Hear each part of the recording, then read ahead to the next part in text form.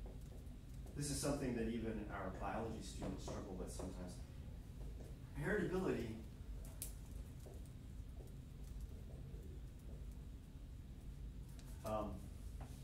if heritability is 0, so you have a heritability of 0, which means that this is the situation, it does not mean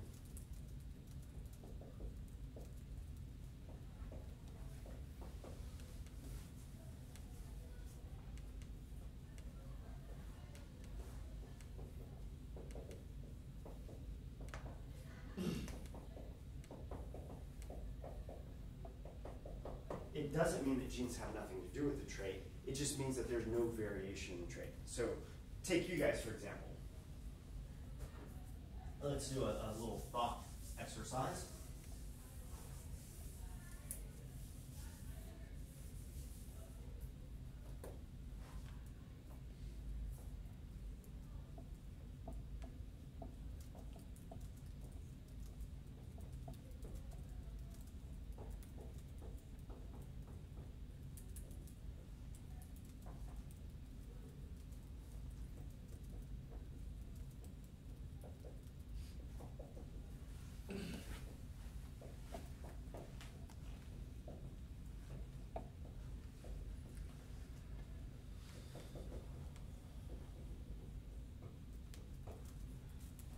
What's the average number of fingers your parents have? 10. What's the average number of fingers that you and all of your siblings have? 10. It's a single dot. Measure 1,000 people, guess what? All of the parents have 10 fingers and all of the offspring have 10 fingers, unless you're from some sections of North Carolina. It's the first place that I saw a person with polydactyly, and polydactyly is a genetic variation. It gives you extra fingers. But for the most part, it's this. What is the equation? What is y equals mx plus b for this? There is no line because it's a single point. Now, do we get 10 fingers genetically from our parents? Yeah. There's just no variation for finger number. And so if there's no variation, there's no heritability. It doesn't mean that it's not genetically determined. It's just that there's no variability for that particular trait in the population. Everybody is sitting on this point, and you can't write an equation for that line.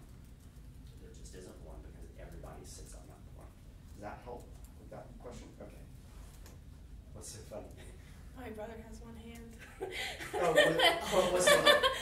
Was he born that way, or is that It's environmental? like ambiotic band, so like he was born that way. Oh, he was born that way. Yeah. Okay.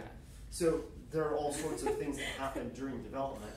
So you guys know about thalidomide?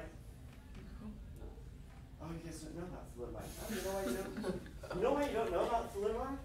We don't have science measures. Because we don't use thalidomide anymore. Why not? It's bad for you? Oh, it's terrible for you, especially if you're a pregnant woman. Look at thalidomide really quick. Thalidomide? Thalidomide. I think that's how you spell it. You guys ever It's listen to Billy Joel? a tragedy. Oh my goodness. Wow. Okay, Caden, what's the consequence of taking thalidomide while you're pregnant? Okay, wait. It says that it can prevent a skin disease caused by leprosy. So, but I don't, hold up, thalidomide. Oh, birth defects are here. Is it kind of like polio? It messes up their limbs. It messes up their limbs. It changes the developmental pathway of the limbs. Same doing. And it was actually a drug that was given to women to reduce the effects of morning sickness. And as it turns out, giving it to women to counter the effects of morning sickness actually then affected the fetus in ways that gave the babies these little flipper arms. And so there are all sorts of environmental things that mess with our underlying genetics in terms of the way genes act and things like this. Thalidomide was outlawed by the federal government, those of you who are against federal regulations, because thalidomide is really bad to be taking, especially if you're a pregnant woman, and so they took it off the market because it was bad for you. So they don't use it to treat cancer anymore? Pardon? It says a treatment of certain cancers. Yeah, so they're very careful if they do use it for anything, they don't use it on pregnant women because it has devastating consequences for offspring. If you are a fan of Billy Joel, anybody listen to Billy Joel? You know the song "We Didn't Start the Fire"? Yeah. We didn't start the fire. Thalidomide is in there. Listen to the lyrics, you'll hear thalidomide. Because thalidomide was a thing back in the 60s. Huh. They gave it to all kinds of women back in the 60s. It was like the miracle cure for morning sickness. You know? Just Wait, if you take it, like, but aren't pregnant, but then are pregnant, get pregnant, and stop taking it, does the medicine still affect? I'm not sure how long it stays in the body. A lot of medicines that we take get flushed through the body pretty quickly. Okay, yeah. So, Okay. I couldn't say, but I would guess, given a certain amount of time, you'd be fine. Heritability measures variance, genetic variance, and to a certain degree, genetic determination. So let's see how this can be applied. A classic case in nature is of Darwin's finches in the Galapagos Islands. In this case, nature is selecting against finches. So if you look back in the 1970s, there was a big drought in the Galapagos Islands, and the finch population crashed. Presumably the reason that the finch population crashed is because during this drought there weren't enough seeds to eat. And as the people who did the study tracked seed abundance, and you saw that seed abundance went way down at the same time that populations of finches are going down. But then over the same time period, what happened to the seeds is the seeds that were available on the island changed in terms of hardness, how hard it is to crack them open. Started out with relatively soft seeds, and then as seed abundance went down, the seeds that were available got harder and harder because presumably everybody ate the easy seeds first, leaving the hard seeds behind. And the result of this is that the size of the beaks of the finches got bigger over time because presumably you needed bigger beaks to crack harder seeds, and if you couldn't crack those seeds, you starved to death, and so the only birds left behind were these large beaked finches at the end of this period of selection. So this is what selection does, is it reduces the population size, and it reduces the population size in a way that it selects against some individuals and lets other individuals thrive. And in this case, it let the large beaked finches survive. This is a short time series. What have I told you about time series? They're long. They're longer. It's always better to look at longer time series. So you can look at longer time series, and you can see this is for two different finch species. This is that period that we were looking at just a minute ago where we went to really big finches. But then after the droughts went away and things kind of stabilized, we went back to kind of normal beaked finches. Normal beaked finches. So that's one of the things about selection in the wild is there can be strong selection at sometimes, and then that selection can weaken. And when it weakens, then it allows those individuals who wouldn't have survived before to survive. And so selection can lead to fluctuations in a phenotype over time. Turns out the population has heritability. This is before the drought, and you see what's happened at the bottom area. So the red is before the drought, the blue is after the drought. What's happened to overall variation after the drought? All of the small beak finches are gone, which means that the bigger beak finches are the ones that are surviving. The mean of the parents has increased, and that has increased the mean of the offspring. And so selection works in nature. Obviously, if you're a farmer and you're wanting to improve your crops, you don't want selection to fluctuate. So you're going to, rather than let the environment induce selection on your crops, you're going to do the selecting yourself. So we can think about these populations as being determined by multiple genes. If we select against one end or the other end of the population, what we see is that the distribution has not only shifted over, but it's also gotten narrower. So for directional selection,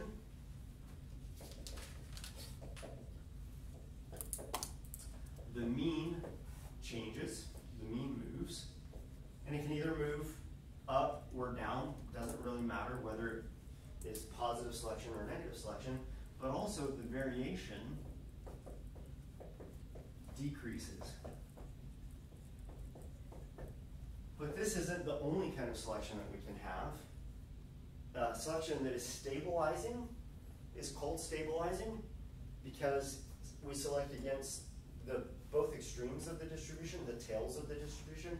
We don't allow the shortest ones to reproduce. We don't allow the tallest ones to reproduce.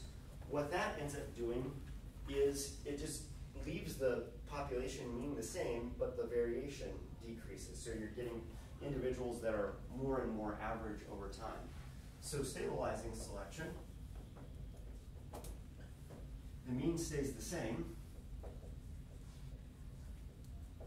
but once again the variation decreases. And in disruptive selection occurs when we select against average individuals. We don't want average height individuals, we want a population of tall individuals and a population of short individuals. And what happens there is it leads to this bimodal distribution, in which case the mean is still the same, but in this case variation is increasing because more and more of the individuals are out in the tails of the distribution. They're further and further away from the mean. And this is actually what happens when species diversify and split into new populations, new species, this type of selection. So these are the three types of selection. The equation that I've given you for the breeder's equation only deals with directional selection. Other equations deal with these other types of selection, but generally a farmer isn't really concerned about stabilizing and disruptive selection. They're generally wanting to move their crop in a particular direction, which is why that's the one that we'll concentrate on. Questions so far? All right, let's look at Dudley and Lambert. This is one of the longest running field experiments that I know about. These guys are looking, it's a little hard to see because the figure is in yellow. I didn't make the figure, so my apologies. But this is percent of oil in corn. So when you get vegetable oil, the corn kernel is made up of a starchy part, and then it's made up of the embryo. And if you separate the embryo from the starchy part of it, the embryo has a lot of oil in it. It's the part that's actually actively dividing to become a new plant. And that embryo is what contains the oil. When you process corn, you put it in a vat with some acid. It makes the starchy part separate from the germ. You take the germ out, and then you squish it, and out of that germ comes oil. And so, starting out at 5% oil, they did a couple of things. They separated these lines and said, we're going to select for higher and higher oil content in one line, and we're going to select for lower and lower oil content in the other line. And in the line that they selected for high oil content, they got more and more oil produced because oil concentration is one of these quantitative traits. When they put selection on low oil, the oil got lower and lower and lower. But the high oil content line is increasing at a faster rate than the low oil content because presumably you're already starting out at relatively low oil content here at the beginning. And if oil content is determined by one of these multi-gene systems,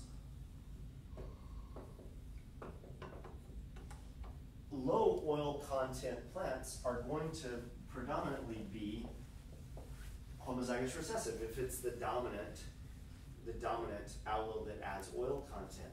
And so there's not a lot of genetic variation to act on, which is why the response to selection is slower here than it is here. They got to a point at 50 generations where they said, okay, let's reverse selection. So they kept some of the plants on continuous selection for a high oil. They took some of the plants that were in this line and then they started selecting for low oil. So they reversed the high oil, selecting for low oil, and then they took the low oil and reversed it to select for high oil. And as soon as you change the direction of selection, the corn plants respond. The corn population responds. If you select for lower oil, it goes down. If you select for higher oil, it goes up. But once again, look at the slopes of those lines of change. This one is reacting very quickly. This one is responding very slowly. That's because there's more genetic variance here, higher heritability. There's less genetic variance here, so the response is going to be slower. Then they took the reversed one here and re-reversed it back to high, and then it goes the direction that you exert selection. It's simply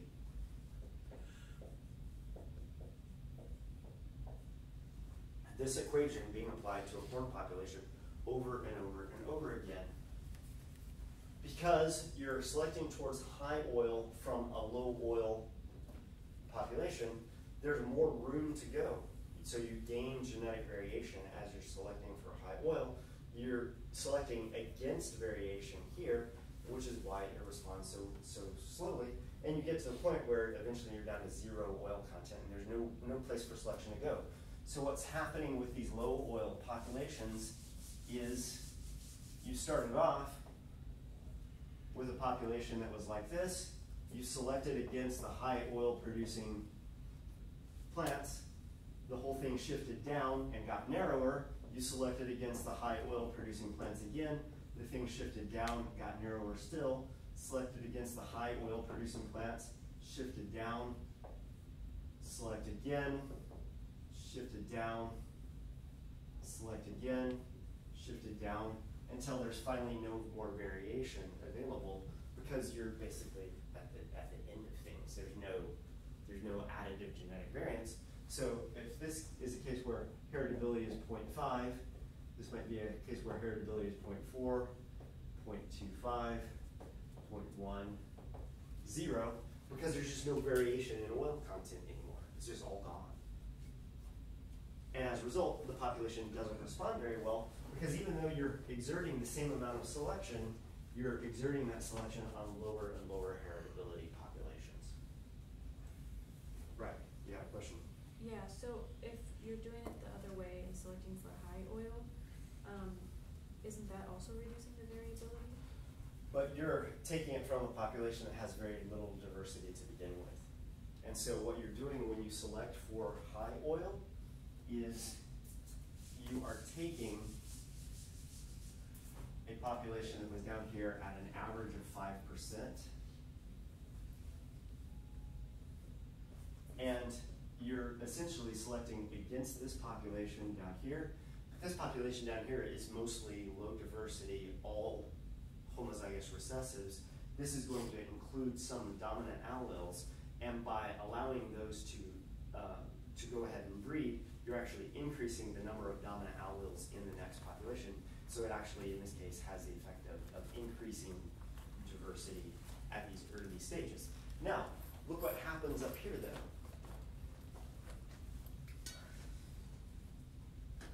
This is a great question that you just asked. Here, it's increasing pretty heavily, but as you get further and further out, there's a lot more variation from generation to generation, but also it starts to change slope. This is more of a curved line than it is a straight line up. And so up here at around 20% oil content, you're beginning to see the effects of natural selection, of artificial selection, acting on the high oil, such that, notice how when we reverse selection here, the difference between these two lines is pretty high, and what's happening to them over time? Coming close together. They're converging, and they're converging because you're getting probably close to the maximum oil content that's possible, which means that you're going more towards this as the dominant genotype in that population. Yeah, so yes, it does eventually start to run out of genetic variation, which may be one of the reasons that they stopped doing this experiment. They kind of exhausted all the possibilities here. So yeah, good question, and yeah, you're right. It will eventually reduce genetic variation, just not here in the middle part. Because you're going from a really low diversity population. to a more mixed population, and then ending up with, once again, a lower diversity population at the end. I still don't know how they feel about me drawing on their screen. All right.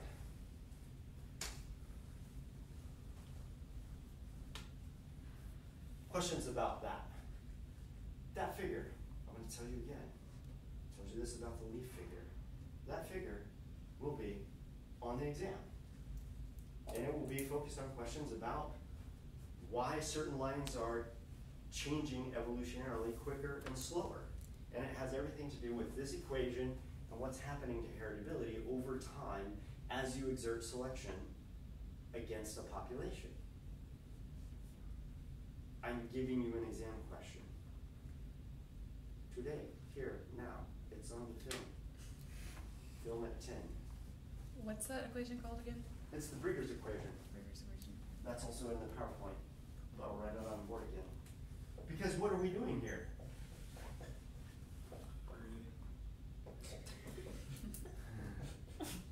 We're breeding corn, in this case. I'm here for it.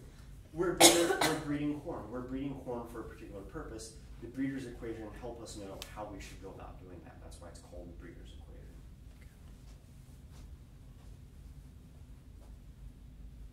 Other questions?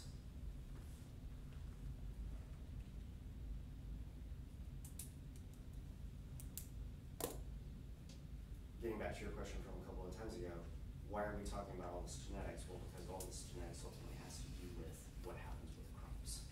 And that's the basis of all of this. In order to understand this, you have to know, oh, well, these are traits that are underlain by lots of different genes, each gene contributing a little bit to the phenotype.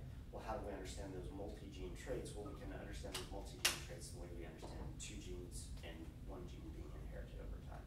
So it's a long argument. Going back now, it feels like forever, but that's where we've been headed. If that helps you categorize things in your mind and organize things. Are humans subject to selection? You're nodding your head because you know that I'm an evolutionary biologist. Give me some evidence that shows that humans have been subject to selection. People get taller over time. We are getting taller as humans, is that correct? People have gotten taller over time, but not all cultures have gotten taller at the same rate.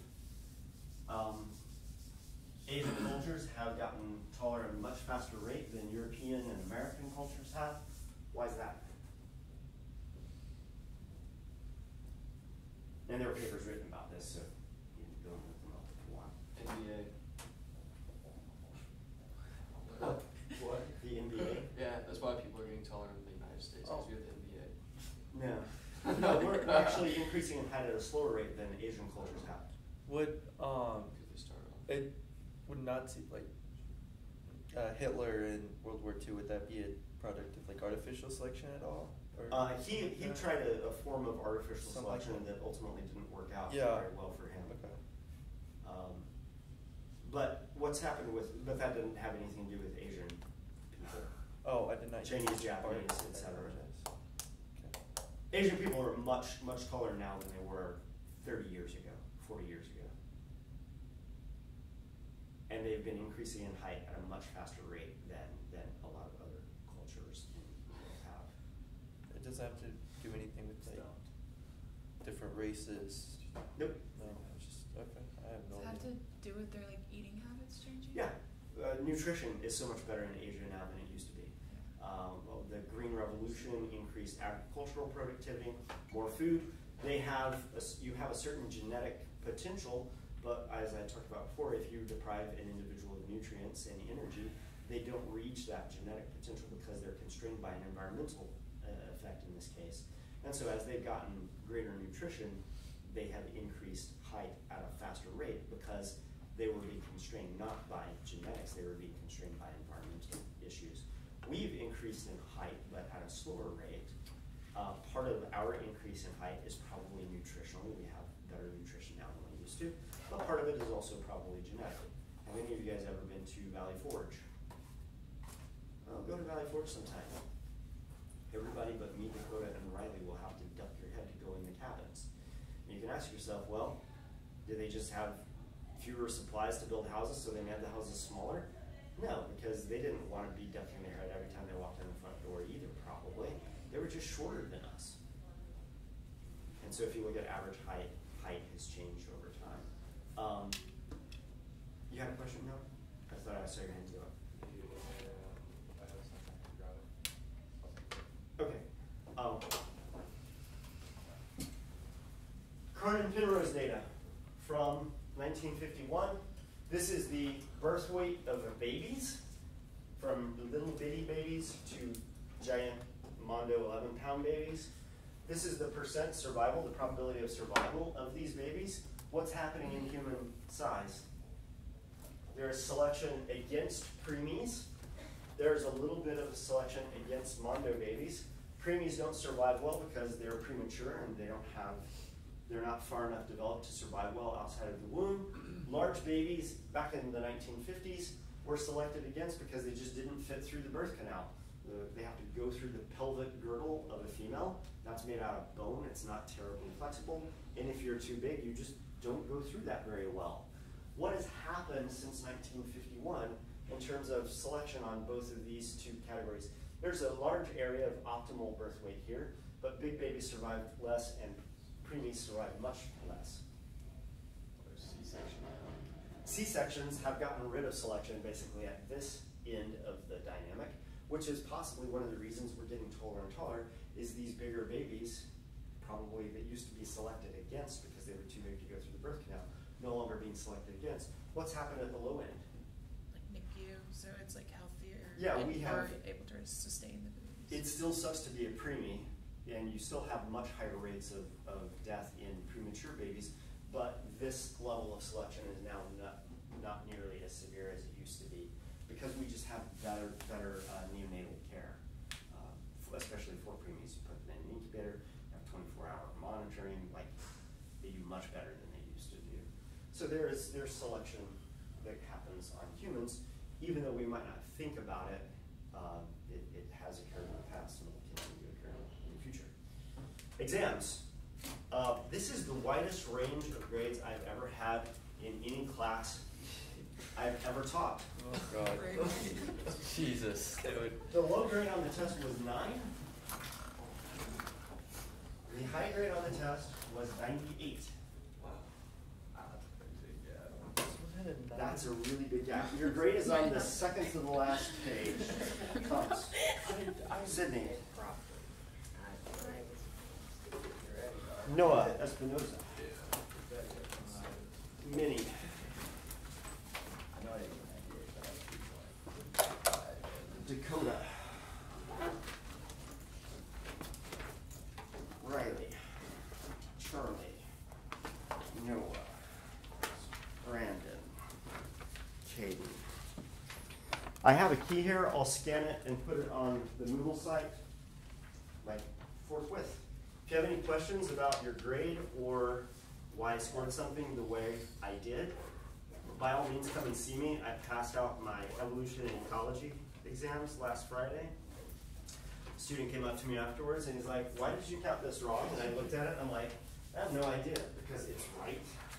So I make mistakes. If you think I made a mistake in scoring it, by all means come by and get that rectified. Yes, that is the widest gap I've ever had. The other thing is, it wasn't an impossible test because one of you scored almost perfect. So figure out who that is and study with them for the next exam.